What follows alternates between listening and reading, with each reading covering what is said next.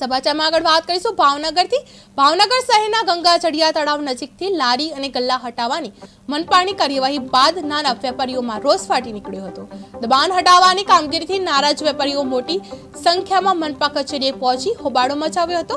વેપારીઓએ આક્ષેપ કર્યો કે માત્ર નાના શાક બજારના લારી ધારકોને જ ટાર્ગેટ કરવામાં આવે છે, જ્યારે દારૂના ધંધાર્થીઓ સામે કોઈ કાર્યવાહી થતી નથી। આ અંગે એડિશનલ કમિશનર સમક્ષ રજૂઆત કરી યોગ્ય વ્યવસ્થા કરવાની માંગણી કરવામાં આવી હતી।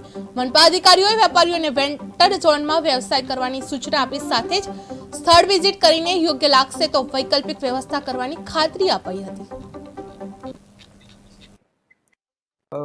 વિષય એ છે કે આપણે ટ્રાફિકના જે પ્રશ્નો થતા હતા, રોડની બંને બાજુ લારીવાળા અને પાથરણવાળા રહે છે, એની કારણે ટ્રાફિક કન્જેશન થતો હતો। લોકો દિવસ દરમિયાન ત્યાંથી નીકળવામાં પ્રશ્ન થતો હતો, એટલે આપણે છેલ્લા 2 દિવસમાં ડ્રાઈવ કરી અને પાછળ જે વેન્ડિંગ ઝોનની જે જગ્યા છે ત્યાં આપણે શિફ્ટ કરવા માટેના પ્રયત્નો હાથ ધરેલા છે। સર, ખાસ કરીને કર્મચારીઓ દ્વારા આપણે જ્યારે જાય છે ત્યારે અપશબ્દ જણાવે છે, જેના કારણે આ લોકો પણ નારાજ થયા છે। આ બાબતની કોઈ ફરિયાદ મળશે તો આપણે ચોક્કસથી સંબંધિત કર્મચારી વિરુદ્ધ કાર્યવાહી કરીશું અને સૂચના પણ કડક। આજે તમે બીએમસી કચેરીએ રજૂઆત કરવા તો શું રજૂઆત? એમાં એવું છે સાહેબ, અમે માર્કેટની અંદર 65 વર્ષથી ધંધો કરીએ છીએ। પત્રિકા ચોકમાં માર્કેટ છે, માળીનો ટેકરા પાસે। હવે ત્યાં અમે એટલા વર્ષથી ધંધો કરીએ છીએ, અમને કોઈ દબાણ હટાવવા વાળા હેરાન કર્યા નથી, કોઈ અમે કોઈને આપતા નથી।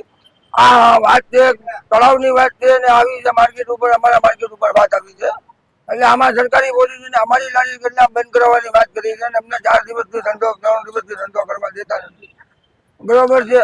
હવે આમાં એવું છે, બધા માણસના નાના નાના ગરીબ છોકરા છે, નાના નાના અને ગરીબ માણસો છે, અને આ બધાની બકાલા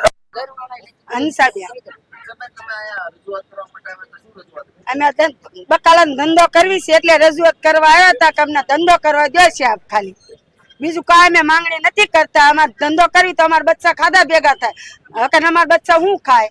તમારા બધાને નોકરી છે, મહિને પગાર આવે છે, એ તો તમે ખુશીથી જિંદગી ગુજારો, અમે કેમ જિંદગી ગુજારી? ના બધા મ્યુનિસિપાલિટી વાળા કંદડા છે, હેઠે અમે થડો કરીને ખોલીને બેઠા હતા, અમને કાલથી તમારે થડો કરી દે,